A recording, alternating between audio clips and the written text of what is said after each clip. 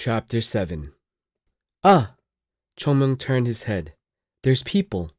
After a month of travel, this was good news. Someone lived in the supposedly ruined Mount Hua. The heavy, damaged wooden door squealed open on its abused hinges. A man in a black uniform stuck his head through the half-open gate. What? A child? Chung Myeong was immediately convinced this man was a martial artist. In the last month, he had hardly ever been called a child. What? A beggar? This beggar? The beggar is traveling alone. He's a beggar! People didn't care if a beggar was old or young. They were beggars just the same. But this man ignored his ragged clothes and dripping sweat and saw him as a child. You came here alone. The middle-aged man looked around puzzled. How did you manage to get up here alone? That... Chung Myeong stumbled over his words. I just walked up? He wanted to say that nothing was impossible with persistence, but it didn't seem like that would go well with the current situation. With his skinny body, he would raise suspicion no matter what he said. There was no need to make excuses. The important thing wasn't to explain himself, but to take the lead in the conversation. More importantly, I need to ask you something. Huh? The man's eyes went wide. It was absurd for a child to come here all alone, much less start asking questions. Are you a martial artist of Mount Hua? How do you know of the name Mount Hua? Am I right? Yes, for now. It isn't too late. Chung Myeong heaved a sigh of relief. It must be on the verge of ruins. He could tell that from just a glance. But it wasn't entirely ruined, and that was the critical part.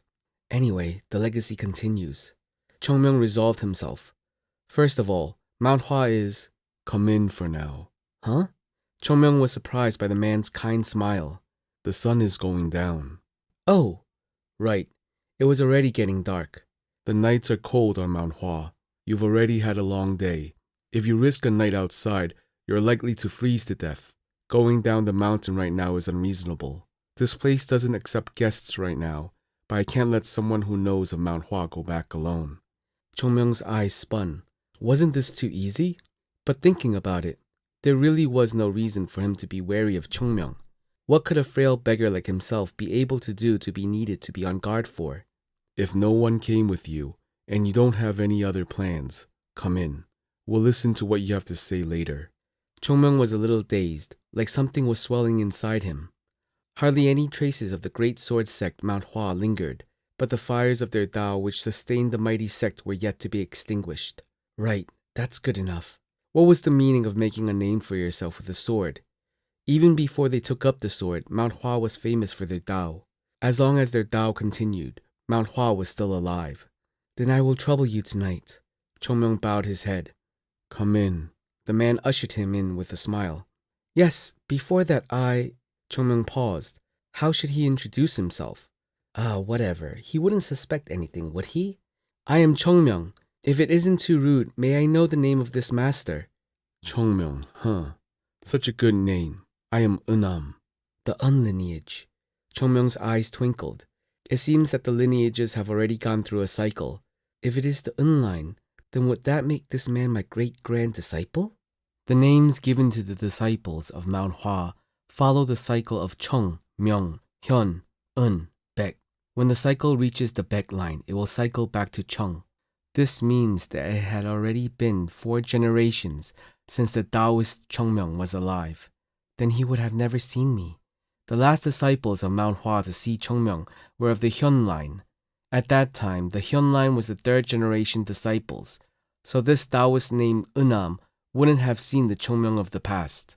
It felt like so many years had passed since he had walked through these gates. Chung Myeong had been brought to Mount Hua by his Sahyong when he couldn't even climb the mountain on his own. And now he'd come back of his own accord. He had to take a deep breath. Considering what they'd left behind on Mount Hua and the circumstances of his return, it wasn't strange for Mount Hua to be bare. No, on the contrary, it was expected, and it wasn't the fault of the current people. It wasn't their fault their seniors had been wiped out while they were still children. In other words, Chung Myeong had no right to direct his anger at these people. He should be sorry, if anything. If Chung Myeong had been in the same situation, would he have struggled to protect Mount Hua? He could have left it behind and gone to the Wudang sect. Wasn't that just common sense? Right. By what qualifications can I chastise these children? He was ashamed. No matter what else happened, he had to take responsibility. Phew. Chung Myeong finally walked inside. Chung Myeong had nurtured his sword in the vast hall, the cracked floor, and the bluish-white stone. Huh? He rubbed his eyes. Jaded marble. The whitish jaded... No, where did it go? Why was the ground covered in mud? Sahyong was dissatisfied by the muddy floor just beyond the main gate and decorated it with expensive jaded marble. Despite being damaged by their constant practice, he never removed it. So where did all those stones disappear to? Was the current sect leader just more pragmatic than Changmun Sahyong? He could feel a headache coming. Let's stay calm. Calm and calmer. What was the point of getting worked up over some blue stones? Right, they're just stones. No matter how expensive they were just blue chunks of rocks. Even if Changmun Sahyong harassed the disciples for scarring it, it was still just a stone. People are born, and so are stones. Stones are born, and so are people. People and stones come and go. Anyway, maybe it was sold. It was more important for Mount Hua to survive than protect the stones. Yeah, that was more important. Let's just stay calm. Chung Myeong took slow, deep breaths. Thanks to those who kept the Mount Hua alive by selling those stones. Huh? Where did the Heavenly Golden Palace go? I can't see it. What the hell? The Heavenly Golden Palace was a building, not a living thing. It couldn't just run away, right? But no matter how hard he looked, the Heavenly Golden Palace was replaced by barren ground. There. Chung Myeong raised his trembling finger to where the Heavenly Golden Palace should have been. The land there seemed strange. Was anything over there? It seems you have good eyes. There was originally a palace in that space. There was? Where did it go? It isn't a story a young one like you should hear. Tell me. I know this place better than you. I guess it's a wound of glory. It's embarrassing to say it as a martial artist. Glory my ass. Huh? Nothing. Chung Myeong was at a loss. The blue stones were gone. The signboard was gone. And the best place in the sect was gone. Wherever the wind blew, it found dust. This is Mount Hua? This? He would have believed it if you told him it belonged to those rotten bastards in the demonic cult. Oh! Are you okay? Nothing. No, it's nothing. Nothing at all. Every time he inhaled, however, he seemed to catch mouthfuls of dust. It's a little... It seems a little desolate. Unam smiled sadly, a bittersweet expression that hurt Chung Myeong.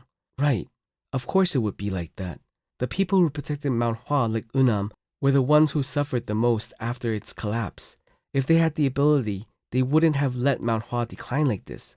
If they hadn't been loyal, would they have stayed even as it fell to ruins? You must have suffered a lot. Just the thought of it weighed heavily in his heart. No matter how hard Chung Myeong was taking it, it was nothing compared to the sorrow of those who protected it all this time. Come here. Yes, when a guest comes, it is right to give them a place to rest. However, Mount Hua is a sect, and there is a law that guests must follow. I understand you might want to rest, but you must first pay your respects. Chung Myeong nodded obediently. Unam brought him to a place similar to a shrine. Although there were several temples of significance on Mount Hua, it wouldn't be an exaggeration to say that Ukchon Temple was the most important. Chung Myeong didn't abandon the teachings of Mount Hua, so it was only right to enter and pray. In these trying times, he was grateful that Unam had proposed. And yet, he wasn't ready to see the inside of the temple. The entirety of Mount Hua was in ruins. Could the temple be any different? Let's not be shocked. He took a bracing breath. This way. Yes. Chung Myeong gathered himself and stepped into the temple, and then stopped. Ukchon was diminished. All he could see was a portrait, an incense burner, and some small objects. So frugal. Frugal. Chung Myeong groaned and shook.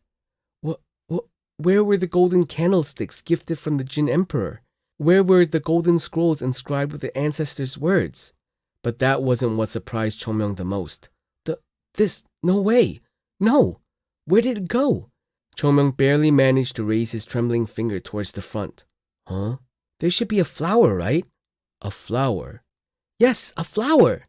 How did you know that? It was right there. Where did the flower go? Unam tilted his head quizzically. There were many things he wanted to ask this child, but his contorted face begged him to answer. Right. There was one there. A plum blossom made of a strange white metal. Yes, that flower. Where did it go? Sold it. Huh? It wasn't particularly useful and didn't fit well with the sect atmosphere. And there was a merchant who wanted to buy it, so we sold it for a good price. Sold? Right, but you... what? Chung Myeong's eyes rolled crazily. The white, fragrant plum blossom, along with the divine sword of violet dawn. It was one of the 2 sacred items of the sect. It didn't glitter like gold or shine like silver, yet it was said to contain the very essence of Mount Hua. And these people sold it. There are other things to sell, but you sold it? You idiots! The combination of shock and fatigue finally won over him, sending Chung Myeong toppling to the ground. He could almost see Jangmun Sa-hyung's terrified figure. Ruined. Mount Hua was ruined, completely ruined. Sa-hyung! Chung Myeong passed out.